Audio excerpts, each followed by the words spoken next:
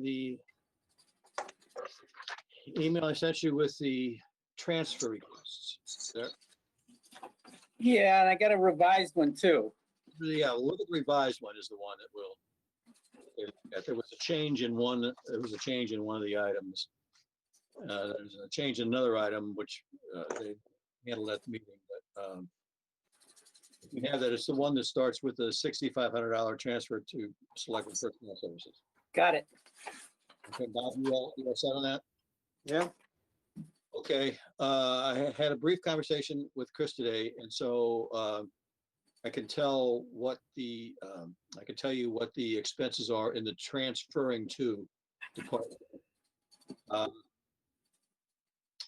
And we might as well just go down through the list. Can I ask a question? Sure. So these are being, these on the list are being transferred from those accounts or to those accounts? From the account on the left to the account on the right. Oh, okay. These are things which are all in the current year's budget, the fiscal year 2020 budget. So the amounts of money are there in the budgets on the left. And there's a mechanism where you can transfer the money from one department's budget to another department's budget. And with the COVID emergency, the state issued guidelines that said that instead of having a town meeting, calling a town meeting to do that, it can be done by a vote of the Finance Committee and a vote of the Select Board. Okay. The Select Board met last night and discussed all these items and approved all these items. So that it's up to us now and for discussing them. And then anything that we approve will be approved by both boards. And so it becomes effective. And it's all for this current fiscal year, for fiscal year 2020. Okay, I'm with you. Go ahead. Okay. The first one, the $6,500 Selectmen Personnel Services. The people who work under the personnel board during the COVID time were not allowed to use vacation time. And so this money is to be used to buy out the vacation time that they didn't get to use, but only the amounts beyond the amount of which they're legally allowed to carry over, which I think it's 2 weeks that they're allowed to carry over from year to year. So they have more than that.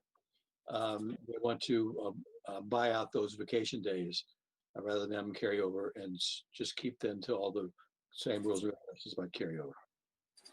So that's the $6,500.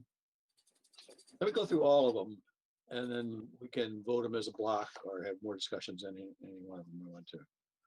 The 1140 to the town clerk capital, that goes to Kathy bought a software program involving identification of dogs, keeping track of them, and the purchase price that she had covered, but she needs to buy an annual maintenance fee and had to do that for the first year too, and so that was not anticipated. And that amounts to 1140, and that will be an ongoing expense in that department for keeping track of that. Now this is used not just by her, but it's used to feed information to the police department and so on.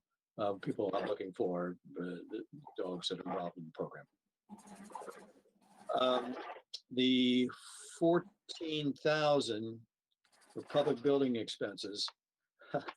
Chris described this as there's a lot of stuff broke this year, and that's what happened. And most of it revolved around things like the air conditioning and the heating at the public service complex, at the COA building, and at the library. And they had to call in. They couldn't fix it themselves because of the nature of the what was happening and the equipment. So they had to call in outside people, and this is what the costs have been. So that's 14,000 transferred to the public services. The next is the 10,869 for police personal services. There was a police officer who was injured on duty, and it's just now qualified to go out on disability. This pays for vacation, sick time, and stuff like that, which they buy out when people go out on disability or retire. So that's the amount of money that is short in the police department services. The 45,000 for fire personal services, and the very last item on there is backwards. It says from the ambulance personal service to the reserve fund. It's actually the other way around. They want to take money from the reserve fund, so it would normally come to us as a reserve fund transfer, and transfer it to ambulance personal services. The two of these things together come from the following. There was a new contract with the fire union, and the cost had not been, and the contract was not finalized until the middle of the year. So none of this was known before budget season last year. And there are also some additional overtime charges for pandemic, and and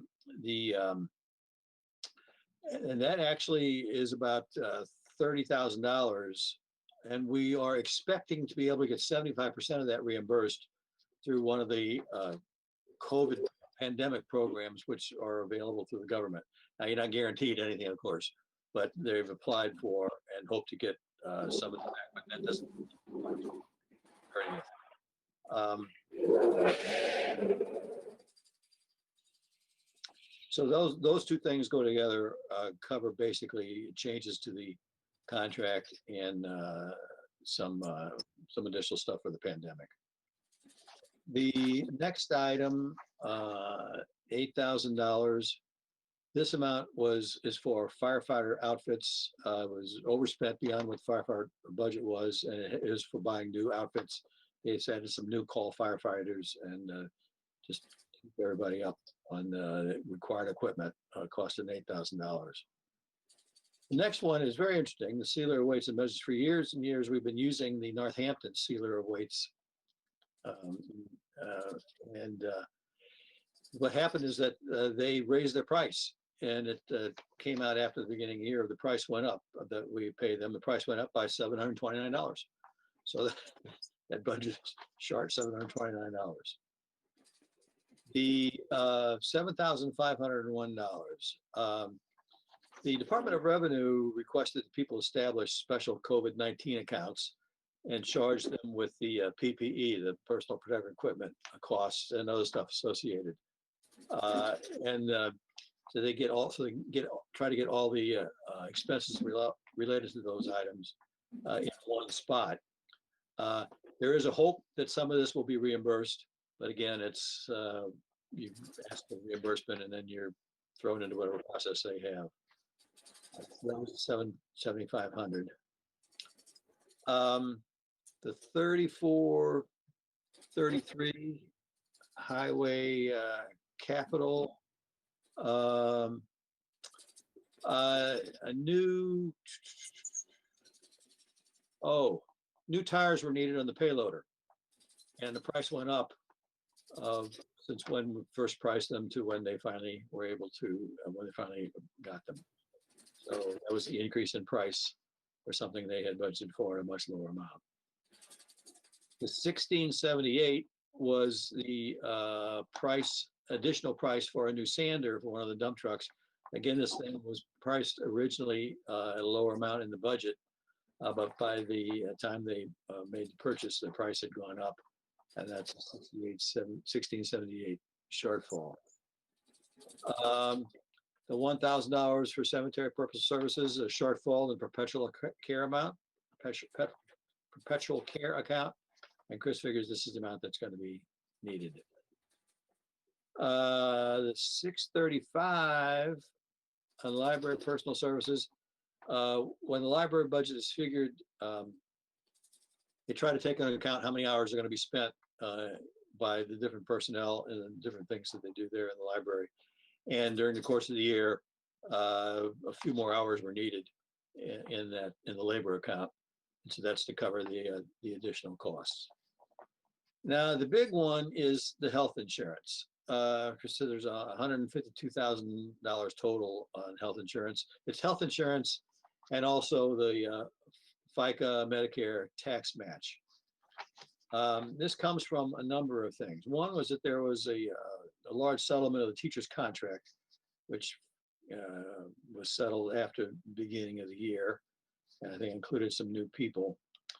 The rest of it comes because they had a lot more people sign up for health insurance than they anticipated. And that comes from two things. One of which is that with all the layoffs happening, people who were perhaps on their spouse's health insurance or wherever their spouse worked, and their spouse is now not working, they don't get the health insurance anymore, so the family's being brought back into the Granby health insurance. Or if somebody worked for Granby and somebody worked for another company and the other person got laid off, rather than go with the layoff cost of health insurance, people are coming back into the health insurance plan and Granby on the spouse's basis. And Chris said there are also some cases where companies have just made radical changes in what they're allowing in their health insurance plans, both in terms of coverage and also in terms of people that they were coverage in the family. He said there was some of that. So what it amounted to was we had a great influx in people into the health insurance program. For those who are connected with the school, that'll go back eventually as a school cost. And I don't have a breakdown between school and town on that, but it amounted to 152,000. And they're proposing that 62,000 of that come from the reserve fund, and that the rest come from transfer of the ambulance personnel. I'm sorry, and the rest come, no, the 62,000 is for the ambulance personnel, sorry. They're taking the money out of the various accounts that are there that have, apparently we had quite a bit left over in the snow and ice this year, luckily. So that was, we were lucky there. Yeah, yeah.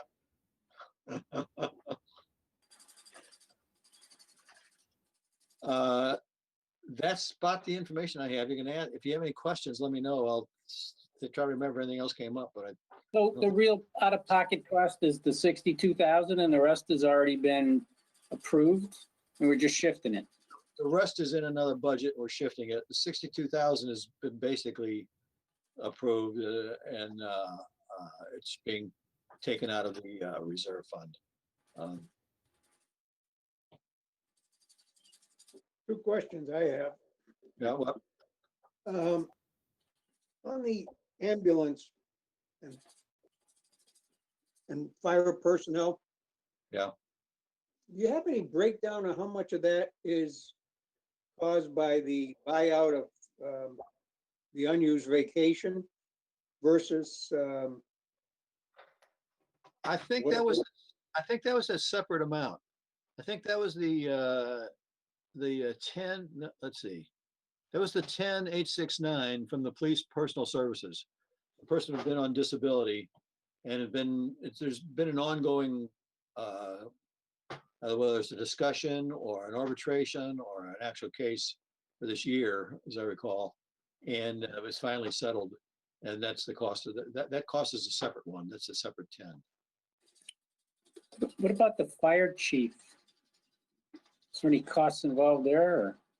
I don't have anything that indicates that there's anything for that for this year.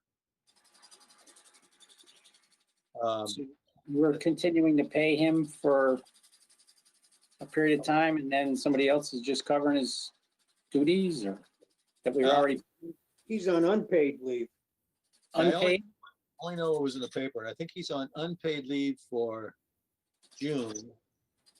And then he's on paid leave for a week in July. And then I'm not sure what happens after that. But apparently they've said they're not going to renew the contract the following year. But I don't know exactly what is happening for 2021. Okay. They've got another meeting on some other issues that they came upon. And that's what the July 6th date is. They're going to go into executive session and make a decision at that time over this stuff that they. Whatever the other issues are. Yeah. Yeah. On the insurance, I guess I understand $150,000. But the budget for next year doesn't reflect the current level of expenditure. Well, I found out kind of by accident that the budget that we have, what I called the COVID budget for 2021, is not yet an official proposal. That the selectmen have not been given that to discuss yet. We're getting a courtesy copy to get started, and but yeah, I don't know. I don't know what is covered and what isn't covered, because the town, the general government expenses are all basically the same as in the March draft. So I don't know what Chris had included in the March draft.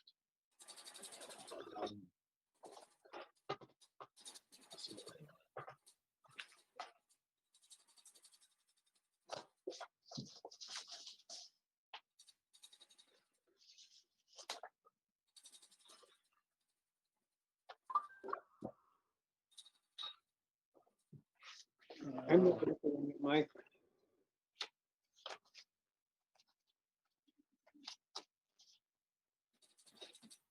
Can you hear me? Yes, I can hear you. I'm not echoing. Because I muted myself for a minute while phone.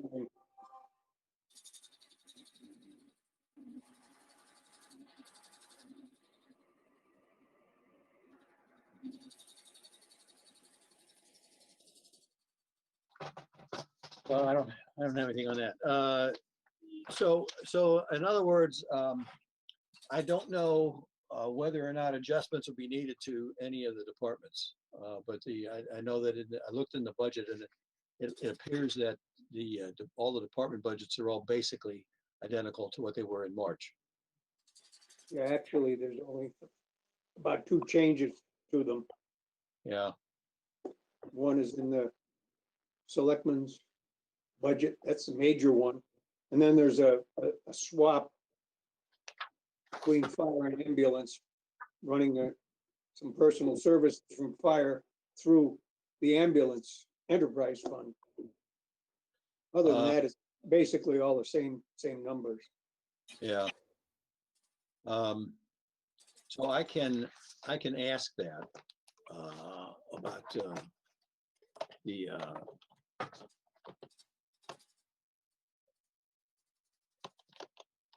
I think I tried, I think I looked on the stuff that we got today, and I think that I won't swear to it, and I'm not in front of my desktop, so I don't have it here. I believe that there's only like an increase of $25,000 in the health insurance account from last year to this year. So, to my way of thinking, if we're already at $150,000 shy, there ought to be another 100,000 in that budget so that we don't go crazy next year when there may not be any money around to take care of a unexpected. okay. Expected. That 150 is not even for a year either. I mean, COVID happened in, what, April? Yeah. So. No, here I've got a figure of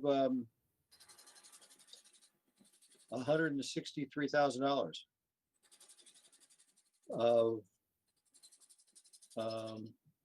the increase over 2020. The additional pages that I put together have a couple of worksheets that have a comparison of this new COVID, what I'm calling the COVID 2021 budget, compared to what the March draft budget was, but also then compared to what the fiscal year 2020, the current year, is. And from what I have there was $163,483 increase in the health insurance account. I looked at it, it's not wrong.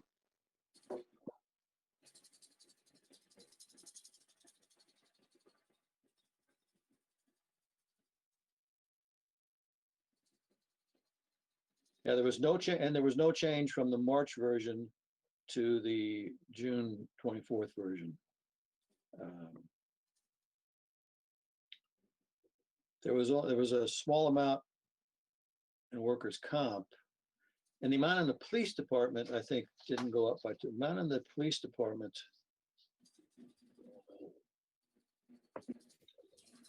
That was just an increase of 22,000 over 2020.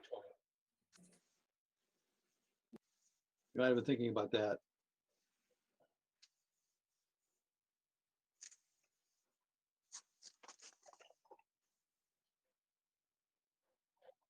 So I would think that these numbers would be net of their, whatever contribution they're getting back from the employee. Yeah, this is the town's expense. This is the town's expense.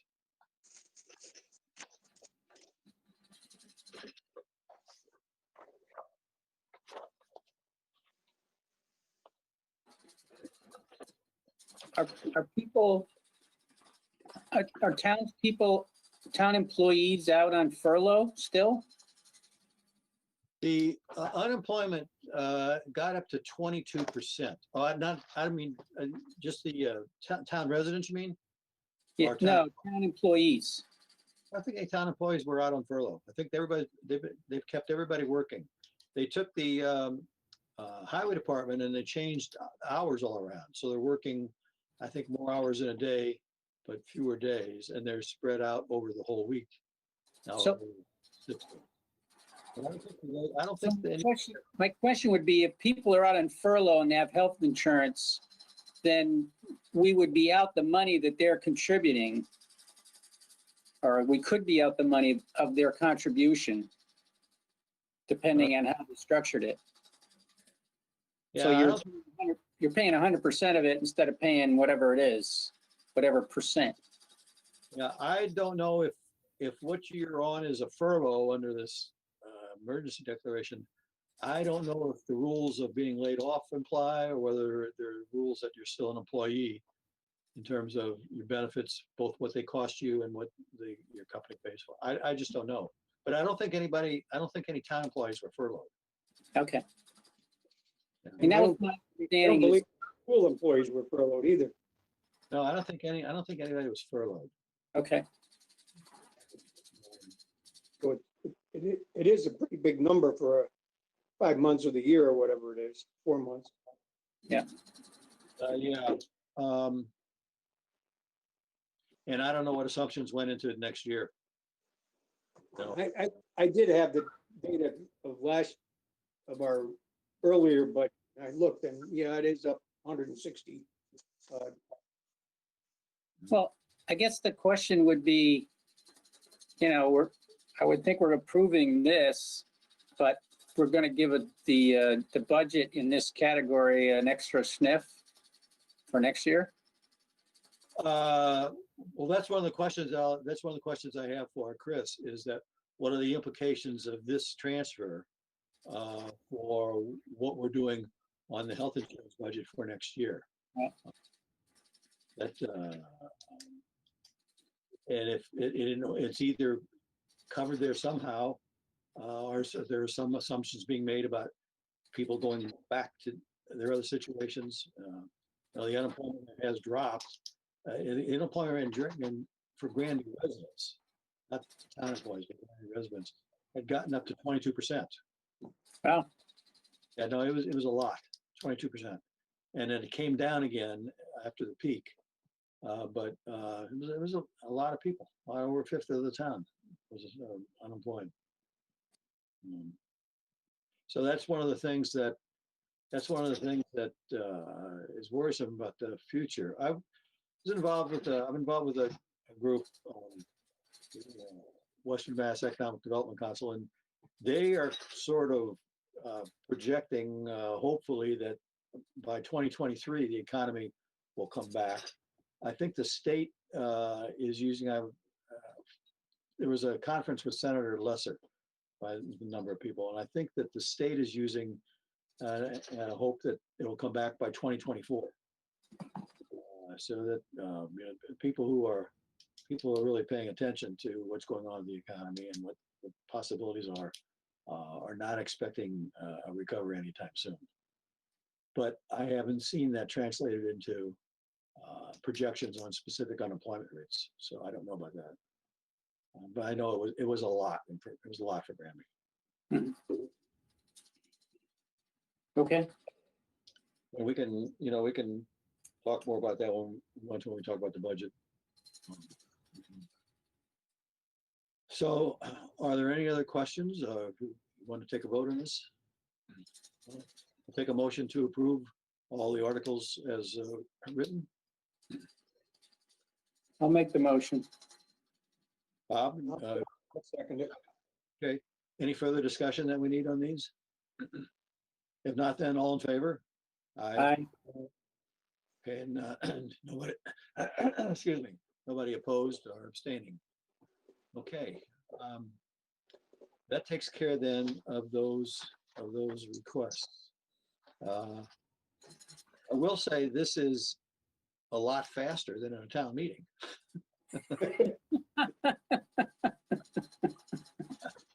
Because Bob and I were asked to participate in the bylaw revision review committee meeting today, and the question came up about paper ballots at town meeting. There's a lot of discussion about what the state law says you can and can't do, and what we have in Granby and what's written down.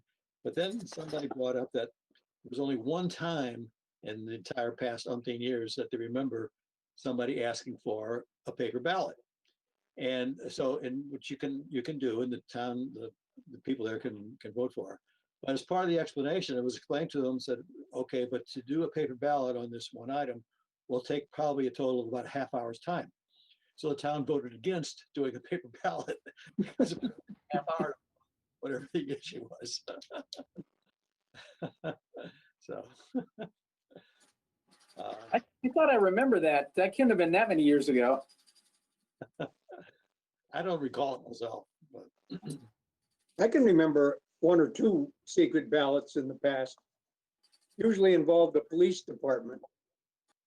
In some shape, form, or manner, people were afraid to stick their hand up if they were against something for the police department because they're afraid of the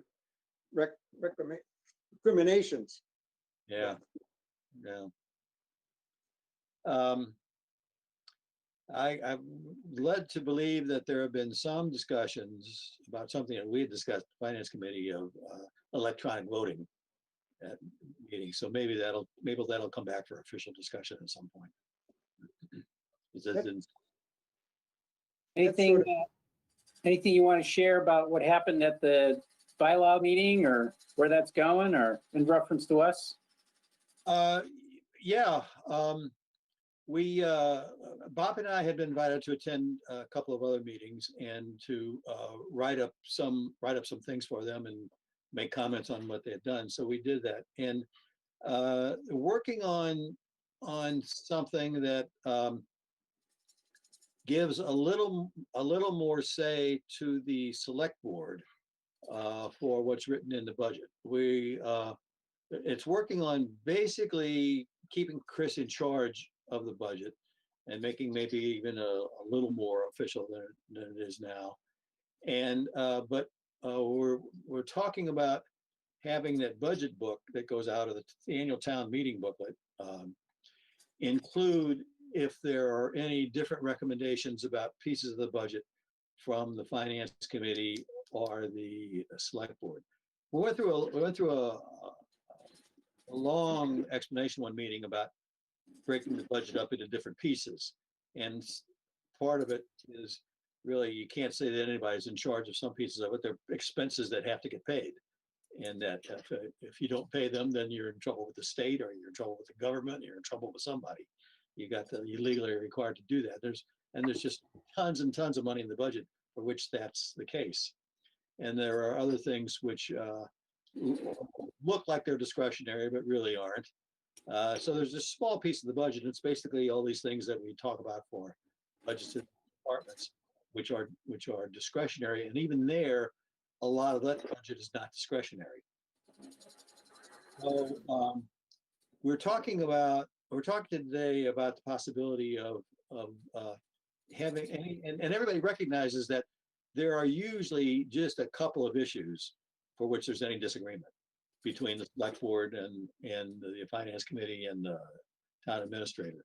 So we were talking about the possibility of just instead of saying that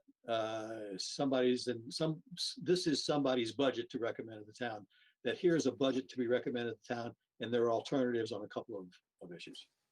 And then, you know, it seemed to me that was fairly reasonable. I don't know how you feel about Scott. I mean, it's our budget, our meaning the town's budget. So collaboration kind of thing sounds all right with me. Just having it be Chris's budget where we make comments doesn't sound too good. Well, basically, you know, look at our experience is that we have asked all the questions that we want. Every time we've been really serious about making an adjustment has been made without any real problem associated with that. And the final budget we've always agreed upon, with the exception of one or two things, perhaps. But one thing though, you brought up an interesting thing. After a while, I've been trying to get people to stop using the terms so-and-so's budget or such committee's budget, because it's the town's budget, and it isn't a budget until the town approves it. So there are recommendations coming from different places, but the recommendation is not the same as saying, here's what the budget is. The budget is only what the town approves as a budget. But the recommendation, who makes it, what form it's in, that's important, I think, for people to understand what's going on. Yeah, that this group put this budget forward, and there is still some options on this one, and let the town decide. Yeah, and it's not going to be much. The mechanism was there, which we know the school committee has used in quite a few years, and even some departments have used in a few years, to amend the budget on the floor. And that doesn't change.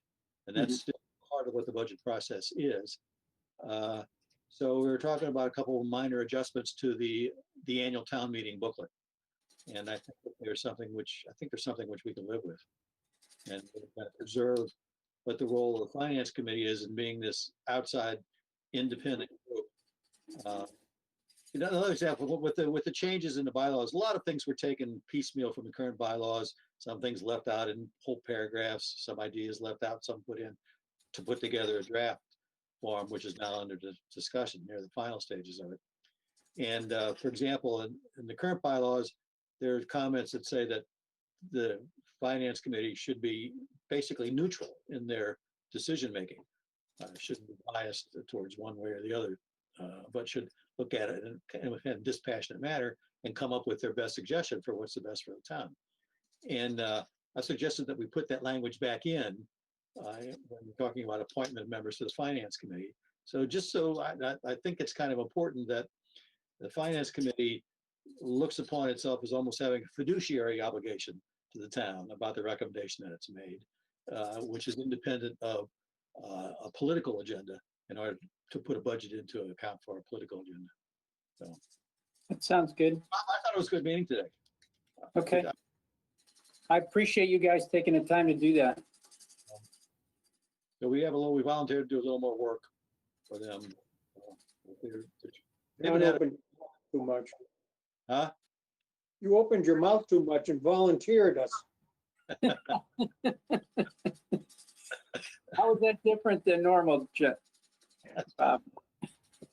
So he's gonna end up having to do the writing and I'll do the editing. It was just a paragraph or two. We're gonna have to start working on our annual town report meeting pretty soon because found out today that at the select board meeting last night, what they decided to do for town meeting is have a town meeting on Saturday, July 25th, 9 o'clock in the morning, outside meeting on the parking lot between the middle school and the high school. And that's all I know, and I don't think they know much more details. Are gonna have to be worked So you said that's a Saturday? Saturday morning, 9 o'clock in the morning, July 25th. Okay. And I think from now on, I think the process now, not the process, they have to work that out with the select board, but the whens and wheres and why-fors of the meeting are now in the hands of Lynn Mercier.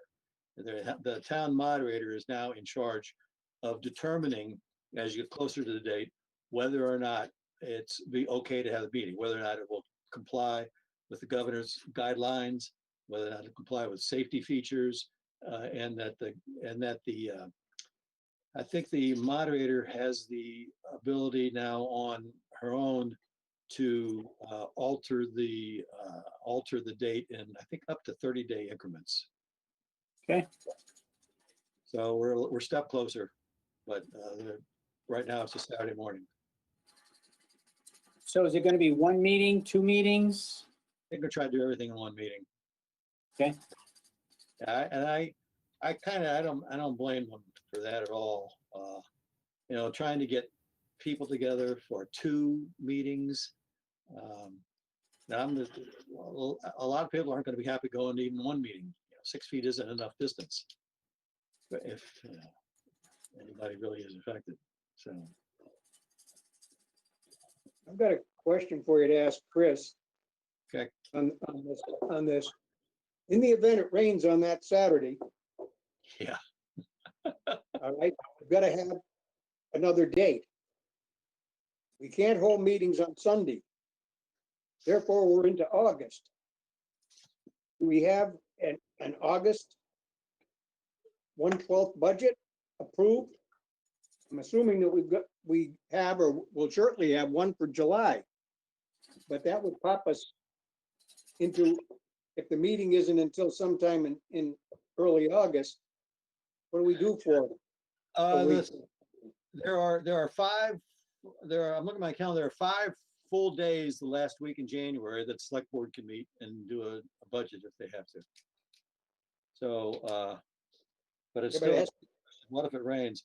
Now, here's one possibility I thought of myself, just around that question, that I don't know if it is realistic possibility or not.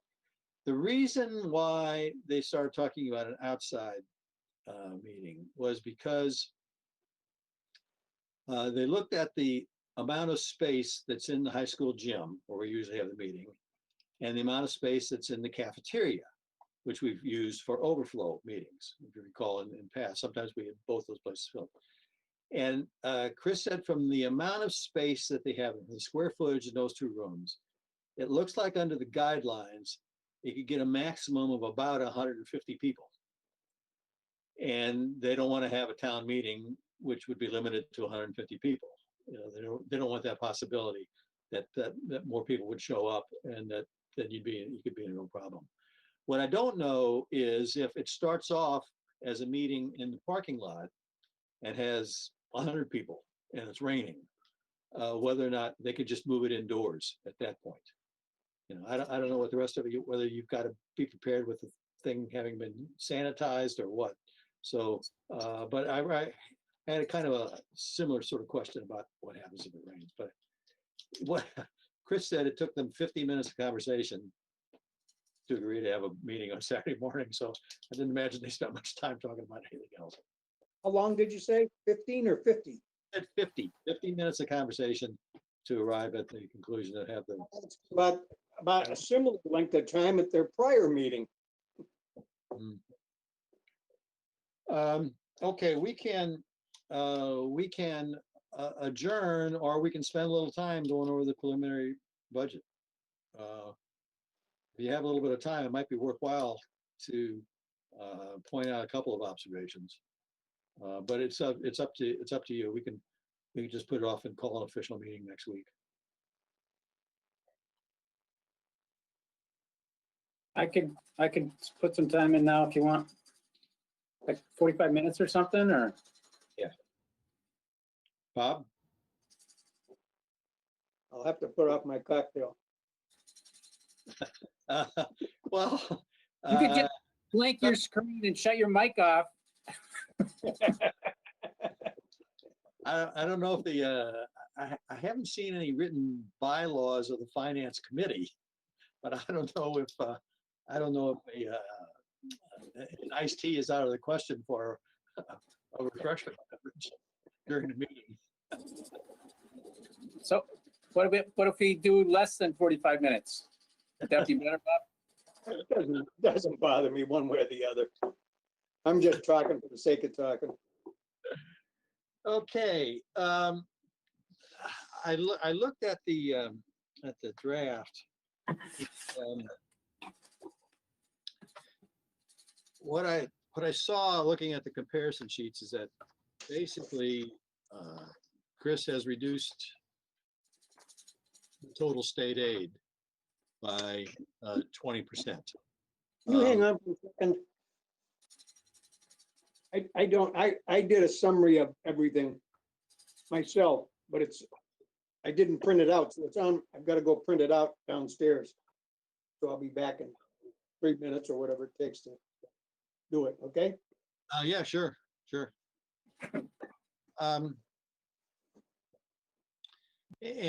Apparently, the state has not been able to commit to anything. And they're warning one that it could be more than that as cuts. They're warning that they may be able to start off at that level, and then as the year progresses and they see income coming in or not coming into the state, that like a few years ago, there's a section law which allows them to make emergency cuts later in the year to about the money that they would spend. So apparently the cities and towns were warned that is a distinct possibility that the budget that we're given in the beginning could be cut before we get to the end of the year. Does our town have that same provision? Well, you can always go and change a budget. Whether or not it's realistic, don't know. For example, if you wound up in May with cuts, you probably couldn't do anything unless you fired all your personnel. And I don't know Right, if you got it spent, Yeah. And the schools have their own contract situations that unless there's a declaration of emergency, you're really supposed committed. to, whether you're committed to the school budget because you're committed to the school contracts. And there are some things that can be done in cases of emergency, but I don't know what all that extends to. So, Okay. but it could be, for example, that they will wind up cutting money out of the highway account. A lot of people spend their highway money the following spring. I mean, cuts could be done earlier enough that could call that into question. So it depends. Now, Chris said that also, Senator Lesser said that the legislature, while they're looking at all kinds of possibilities, they have sort of a commitment that the aids to the cities and towns and the Chapter 70 money, they were going to try to protect that as long as they can, so that beyond what they do in the initial budget, and even for the initial budget, they're working very hard to protect as much as that as they can. But it's still, the 20% is what the going discussion is. Okay. Bob, you have something? No, I had just listed everything that was Okay. changed from the first budget. Okay. I just wanted a reference here. Yeah. Now, when I looked at it, it seems that this preliminary budget basically retains all the personnel. There is no change, it looks like, in the compensation for any existing personnel who are actually still working. There's an exception for a position which is not filled in the office of the Board of Assessors. But all the rest of the department budgets seem to be the same, and the school budget seems to be okay. It doesn't allow them big increases, but it seems to match up with the slight projected increases in net school spending, even though there's a projected cut in Chapter 70. So there's a lot of iffy things there, which may or may not get resolved by the 25th of July, but I think will certainly probably not get resolved by, say, the 8th or 9th of July, which I'm sure we're going to have the budget wrapped up by. That's just so it gets, there'll have to be a printed copy someplace a couple of weeks ahead of time. What has really been cut in the first go around are warrant articles. For example, well, the key thing on the warrant articles, is this. There was quite a bit of stabilization fund money. The budget was going to put about $750,000 into the stabilization funds coming out of free cash. And instead, About 950,000. yeah, instead, all of the free cash money.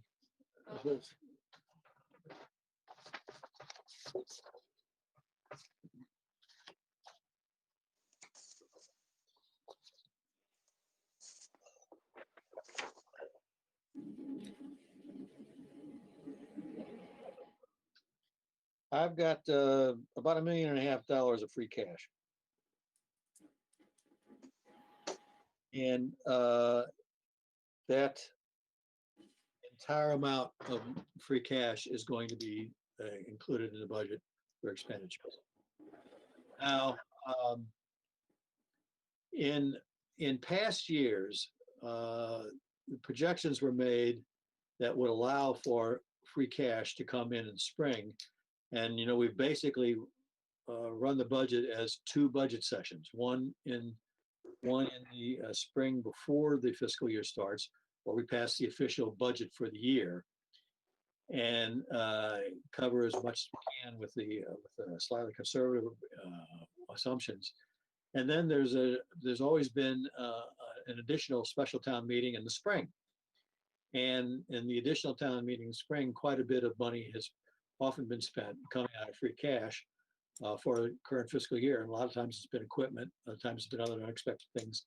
Sometimes it's been new projects that have come along, things like the pipeline and so on.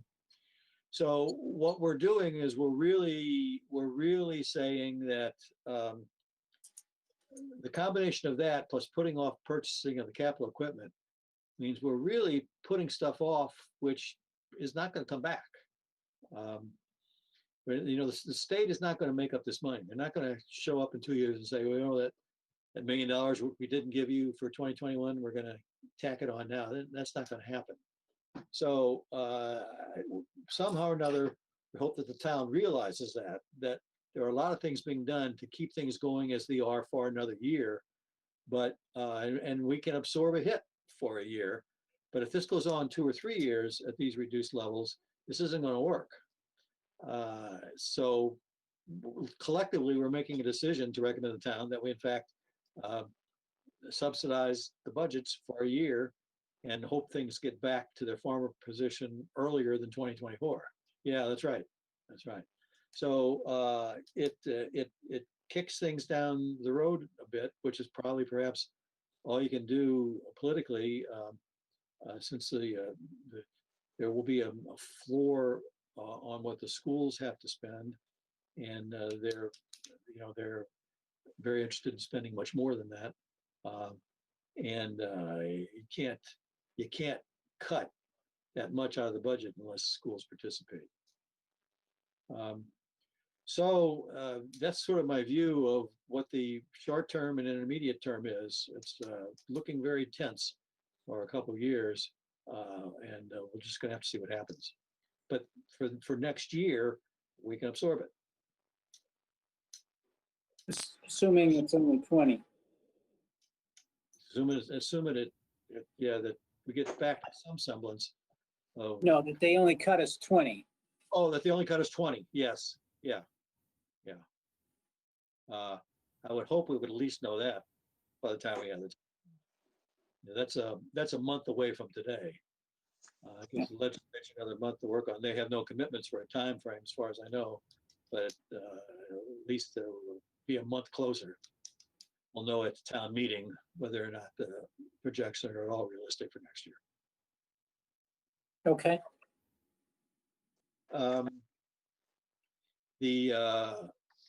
So $500,000 was cut out of putting money into stabilization funds for the future. Hold on. So you said originally 750, but now 250's going in? No, 750 was the original amount going in. Now nothing's going in. Okay. And rough figures, I think it was like 750 out of $1.5 million. I thought you said something about $500,000 just now. $1.5 million. Oh, because of. I think the stabilization, the amount of funds coming from stabilization funds in the budget I had was $1,497,750. Now some from free cash. So one and a half million from free cash is going into next year's expenses. Before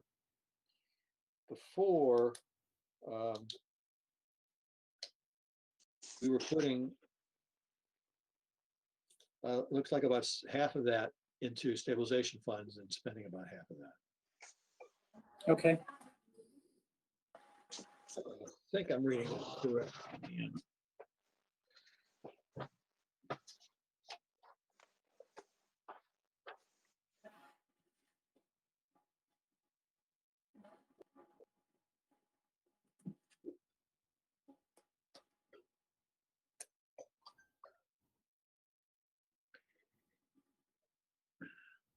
Yeah, free cash before had been used for things like the police radio system, a transit vehicle for public buildings, and they're doing something different in the current budget. Yeah, but the only capital item that isn't being done is the radio system. The 260,000. And I think we're borrowing for a vehicle for the public buildings instead of paying for it. Instead of paying cash, yes. Yeah, so there's another 50,000 there. Yeah, the big item is the equipment.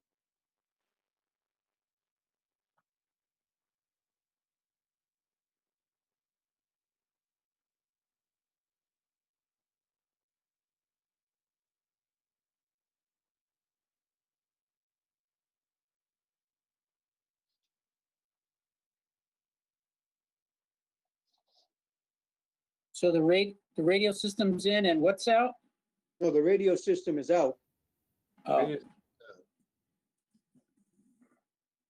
And the things that are in, there's a vehicle for the public service. I think that's being switched to borrowing for that. There's a new mower. There's a new dump truck.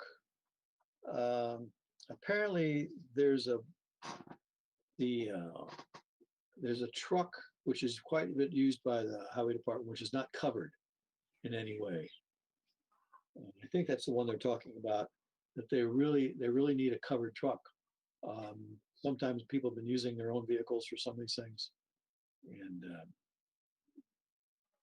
so I think they left that in.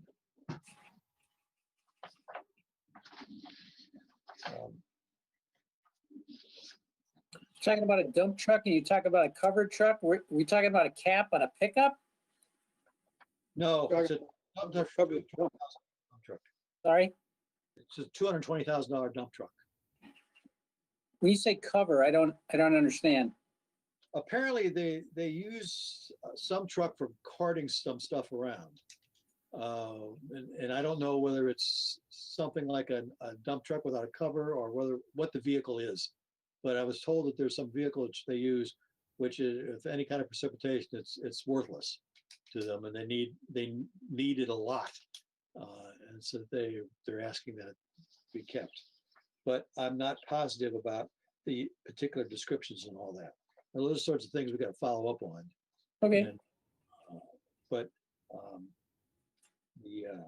it's still in here, and I think it's in here. Let's see. That one is a borrow for. We're borrowing for the three big items: the dump truck, the mower, and the transit vehicle. That constitutes our borrowing. We had been able to take those kinds of things out of free cash in past years. There's been enough money. I agree with you. No? No. On what, dump truck or? No, on the use of free cash in previous years. Pretty much what we have been trying to do for a long period of time is to take the free cash and dump it into the stabilization fund. And only when there was some real strong need did we do something else. Well, that's when the stabilization fund got down pretty low. They got down pretty low, right? Well, yeah, they get down low because we built a new school and used some money. Yeah, well, we took stuff out of them and we're using, we had money in stabilization funds, which we could use, and we were using free cash. We weren't taking a lot of money out of stabilization funds and putting it in the same year, except for when something unexpected came up for a request at town meeting. But the budget process itself didn't usually take a lot of stuff out of stabilization fund money, except for paying off loans and putting free cash into stabilization funds. That happened in different years. So when the stabilization funds got down lower, then we started to build them up again.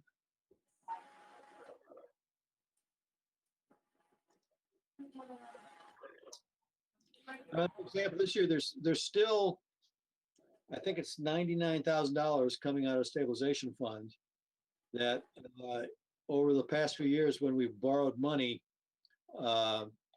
we've borrowed it, and we said that future years the payback for the loans would be coming from stabilization fund money, given that it would be voted at town meeting, and that's what we've been doing.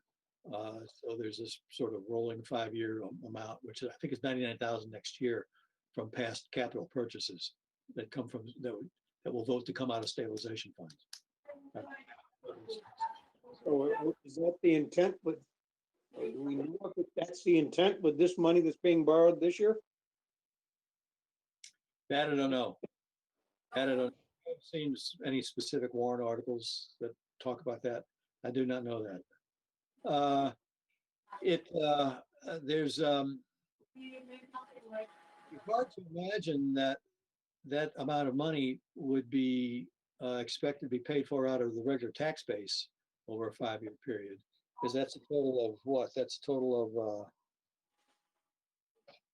$350,000, $400,000.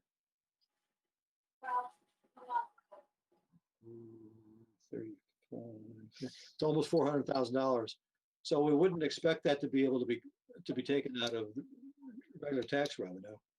So it's most likely going to be as paid back out of the capital improvement, capital needs stabilization funds, I would think. It's off the top of my head. That's sort of just a shovel from one hand to the other when you come right down to it. We could have taking the money out of the stabilization fund right now and not have to pay interest on it. Just- We like to see that we have a big number in the stabilization fund, even though it's obligated. Yeah, my feeling of that is kind of because unexpected things come up. Um, I'd rather give up a little bit of interest that you earn for the leeway of being able to do something different in the future in case of emergency. But do you have leeway if you've already committed it? Yeah, because things could be a one-year problem. It could also, it gives you time to cut back on your expenses in a future year in order to save money to put back into stabilization funds. You have some options like that, which if as soon as you give away the money, your options are reduced. So My guess is that we're not obligated to take the debt payments out of that capital account. If we choose not to, we do it because we said we would. But if push came to shove, we probably would not have to. But we still end up having to come up with the money one way or the other because the debt payment is still there. yeah, and you can't obligate a future town meeting for anything. So, the future town meetings can't be obligated by this year's town meeting to reserve money in the stabilization fund. But as a matter of fact, maybe we're lucky, but as a matter of fact, people have gone along with that as a legitimate budgeting idea to spread that out over some period of time. So.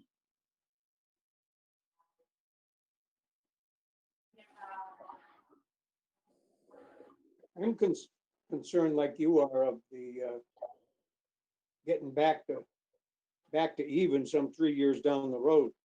Can we get there? Right? Yeah, I don't know. I'm not wild about the thought of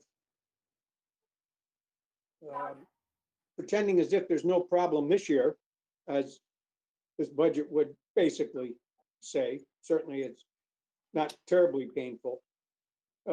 Only to find out that next year it does have to become painful. I don't know that we've really gained anything. I would think that it would be best to try to figure out what we need to get through 3 years. And that's very difficult because there's unknowns.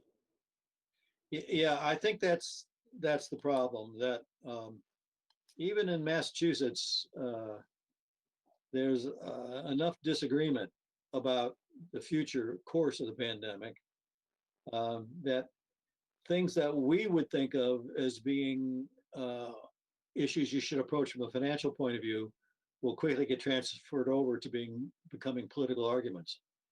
And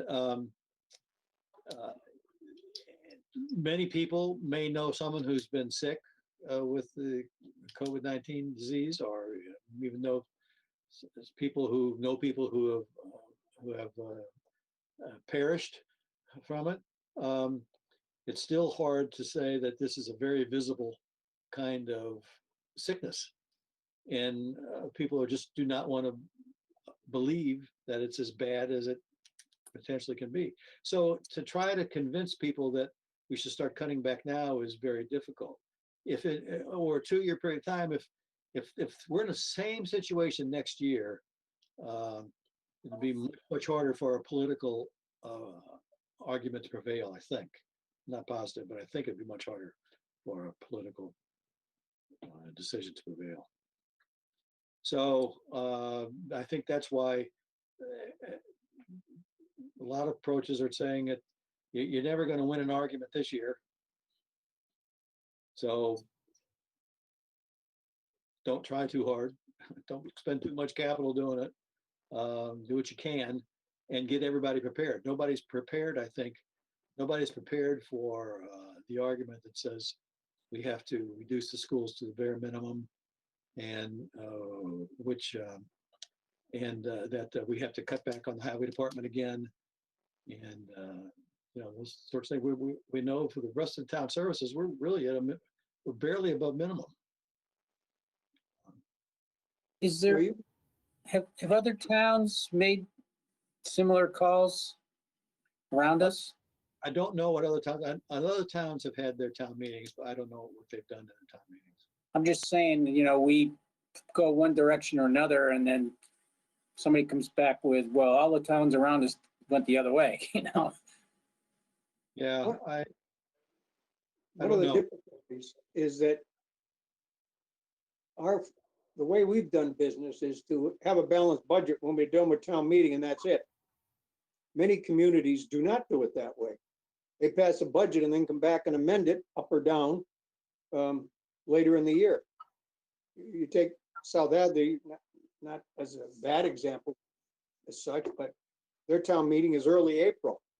They can't know really what's going on. So obviously a lot can change by the time the new fiscal year starts. Yeah. So they probably are used to having town meetings to adjust the budget. We have not. No, the approach Granby has been, we have the town meeting as late as possible, and in virtually every year, you know everything that the legislature is going to do by the time you have the town meeting. And then we come back later in the year, we come back in May and we adjust the budgets, so we adjust them upwards, because that's sort of been built into the process that there's been an increase in the budget in May. Now, the increase is not necessarily an operational increase. Sometimes it is, but it's always been an increase in May. So we do things different. You made a comment in the email you sent out last night, I guess it was, that the schools didn't seem like they were getting hit very hard. And I think I got to differ with you to some degree. Their budget is the budget presented to the town is only like 100 grand less than what they were proposing back in March. Someplace along the way, they're losing $100,000 in school choice, according to that same 20% calculation. And the circuit breaker is probably going to add up, if it's at 20%, would be another 50 grand to them. So they're actually gonna, from what we don't know enough about their revenue and how much money they have on hand or will have on hand at that point at the end of the fiscal year. But whatever it is, they're going to be they could very likely be $250,000 worse off than they thought they were going to be. How that translates into what they do, and I don't know. And I think the latest figures we saw showed they had about $500,000 in their various accounts. So they've relative to their size, they've got pretty good leeway there. But again, now I heard today that they're going to do another budget meeting June 29th. I don't know what's going to happen. We got four budgets from them. Yeah. Yeah, they I paid attention to that meeting. They did the 2%. Then apparently they did do a 5%. Chris came up with his own number, and the school committee has come up with their number. And the school committee said, let's do a budget with 10% less money. Of 10% less Chapter 70 money. And that's what's being presented at their public hearing on the budget, which they will then vote on the following night. However, they did not specify at all how they were coming at that. As to what would be cut, it was the same things that they've been talking about cutting right along. But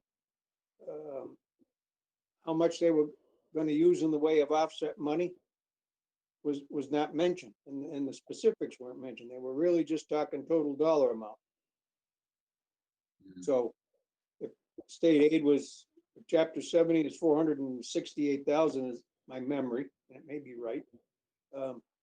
And they are doing a budget that's shows $460,000 less So theirs could be conceivably lower than Chris's. Yeah, unless the legislature basically expects the town to make up the shortfall. They can't. They can't make up a 20% or a 10% shortfall. The town itself only gets $900,000. So if you got a 10%, if you got a 20% decrease in chapter 78, that would mean there'd be no money left for the Granby on the other side of the coin. Well, Bugger. if you look at the budget as a whole, the question I think for cities and towns would be that rather than thinking about allocating funds to specific departments or operations, if you take a look at what your free cash is and what you have in your stabilization funds, how much of that are you willing to expend for a year in your total town budgets? And if some of that means you have to make up, if some of that goes to make up a shortfall in what Chapter 70 money was established, well, each town has to make its own decision on that, whether they have enough to cover it. They wouldn't have enough. You would not expect them to have enough money coming out of their tax revenues to cover it. It's a question of whether or not they have any of these other resources. Not all towns will, and some will. And some will and decide that they don't want to spend it because it's too risky, because it's unlikely to happen. It's unlikely to get corrected in a year. I don't know. I think this does point out that we're going to have to try to stay in touch with Chris as this budget evolves, and some of these questions become questions that are more in the forefront. And if the school comes up with a brand new budget at the end of the month, I mean, that's certainly a bit late in the game, but you know, anybody can change anything before town meeting.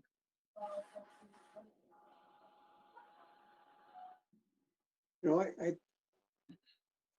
some things we need to know are, or I think I need to know.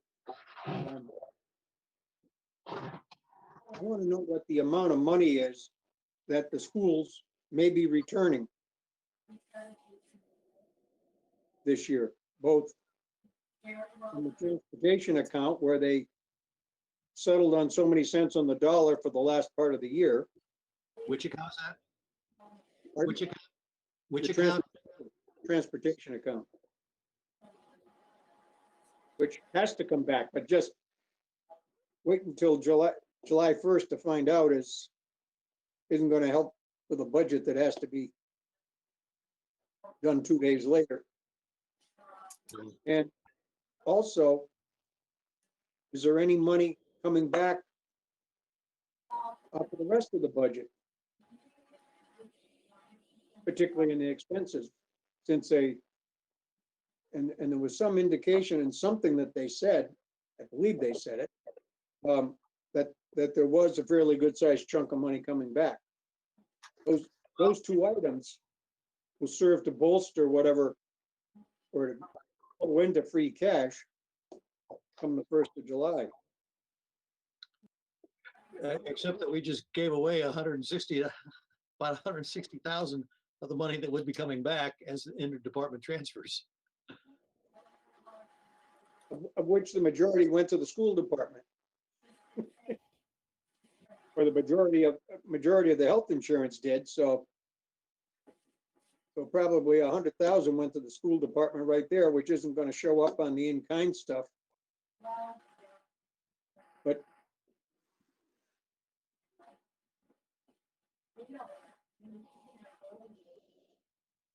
and then there's a question for Chris, and that's what can we expect back from FEMA or whoever it would be on COVID expenses?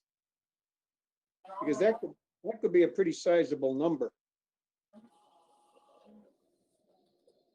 Or maybe that's wishful thinking.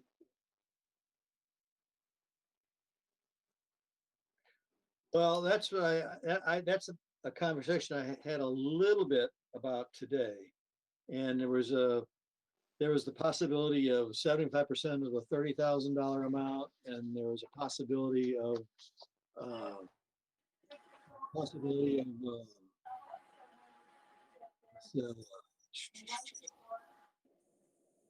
the personal protective equipment amount, which could all come back. So there's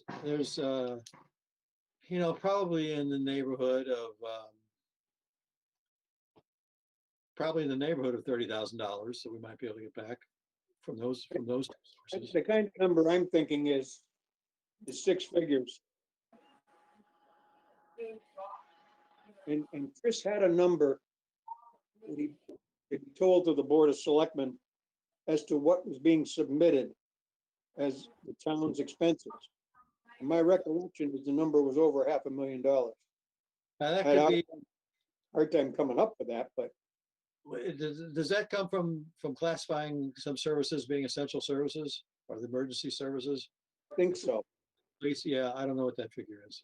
It's not necessarily money that you spent outside your budget. It's money you spent that you had to spend because of COVID, which maybe Well, is a giveaway. I read today, there was a news story today that the federal government has sent out $1.4 billion in the stimulus checks to dead people. Checks went out $1.4 billion to dead individuals. Maybe I would get mine if I was dead. Yeah, it could be. Don't earn so much money. So I think that counting on the government for everything that they've said they're going to give is probably going to be a bit optimistic. No, but what I'm talking about is money that I think the state already has, that the governor has allocated on some sort of a basis to the cities and towns, and then's requiring them to submit stuff to the state to get reimbursement.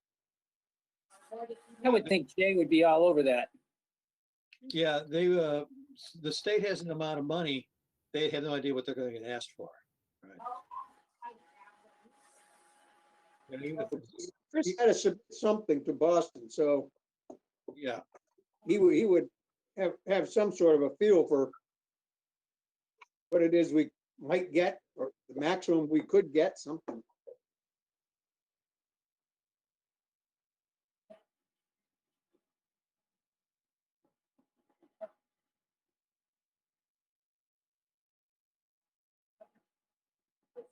So are we at the place where you're writing questions down, or we're just kind of doing the overall thing? no, I've got about 1, 2, 3, 4. I got about 7 or 8 questions. Okay. And a lot of these I know are not going to be able to be answered. These the reimbursement questions. Right. The state will know how much money they have. They don't have a clue as to what they're going to get asked for. You know, if they've got $1 billion, they're going to get asked for 20. But whatever the governor said, he allocated a sum of money to each city and town in the Commonwealth.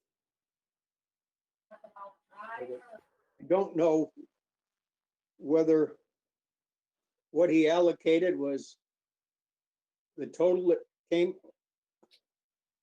I don't think it was the total that came into the state. So I think that what he put out was what he would, my words, what he was willing to have the cities and towns get of the money that the state gets. Basically allocate the federal to the state, to the towns, through the Pardon? state. Allocate the federal money through the state to the towns. Let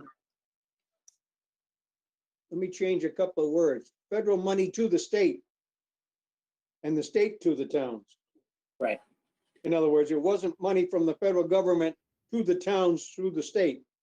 It was money to the state. Okay. And somebody in the state determined that the towns he could get. Okay. Or they decided. You know, if we asked for 500, say $600,000, that's $100 a person for the 6,000 people in the town. if everybody in the state asks for $100, that's $600 million that are be asked for right there. And I can't believe that our person is about to the same thing as Boston's amount per person. So, May be surprised. well, it could be, but I just don't think that, I don't think that our expenses per person are going to be able to be amounted to what the big cities are going to put together. Well, no harm asking the question, right? Hmm? No harm asking the question. Oh, no, I got the question down. Yeah. Yeah. Do you have down to get more information on the warrant articles or the capital portions of them? I'd better on one of them.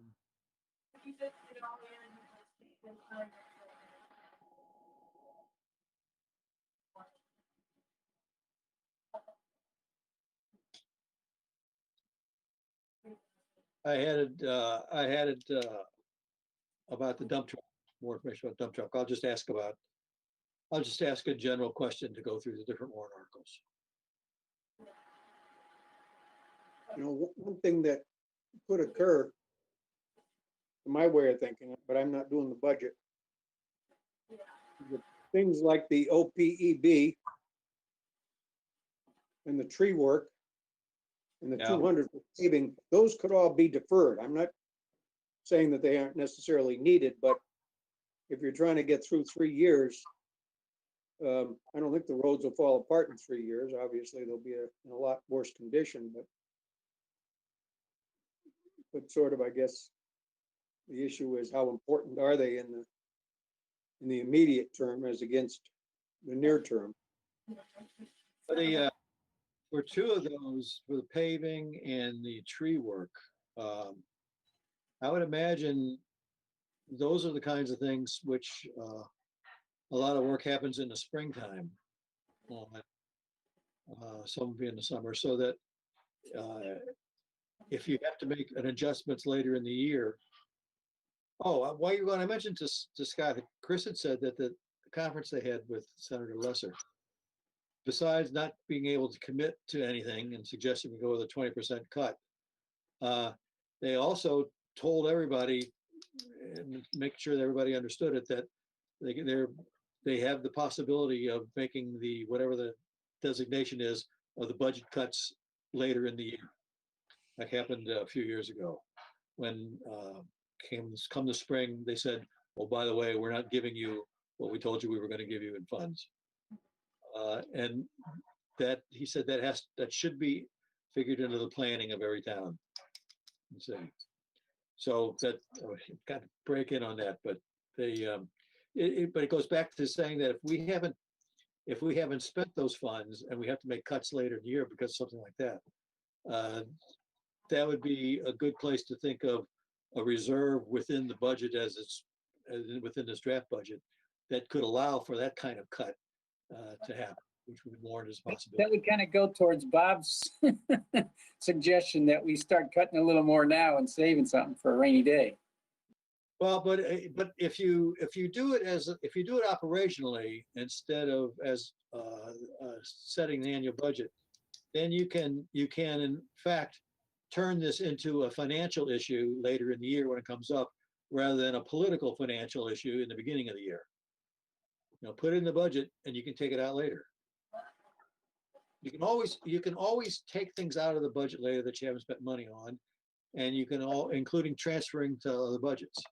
Much as we just did today. Right. So, but as long as the money hasn't been spent. So it's up to whether or not you have the ability to withhold the actual spending until later in the year. And again, I have no idea what the planning is on the tree cutting and paving. And the OPEB thing, I don't know whether that's paid in the beginning of the year or not. The what? The OPEB amount, the 175,000. I don't know whether that's paid, whether that's a July payment that's made or whether it's at the end of the year. I'm not sure that it's, when you say payment, I'm not sure where it goes. I believe it just money that we set aside in a bank account here. And I don't know when that's done. So I think I probably ought to ask that question. And relate it to the issue of, or what are we doing to prepare for the possibility of, is it Section 9 cuts? What does that stand for again? There's, I thought it was something like Section 9 cuts, but I don't know the exact termination. I heard something, I forgot what the designation was. It happened to us a few years ago. In the springtime, the state cut everybody's amount of money that they were going to be getting from the state. Did they allow, do you remember whether we were allowed to carry it forward as a deficit? Because obviously if they come March and they cut a couple of $100,000 out, there's no way the town of Granby through a normal operating budget's gonna come up with 200,000 in that period of time.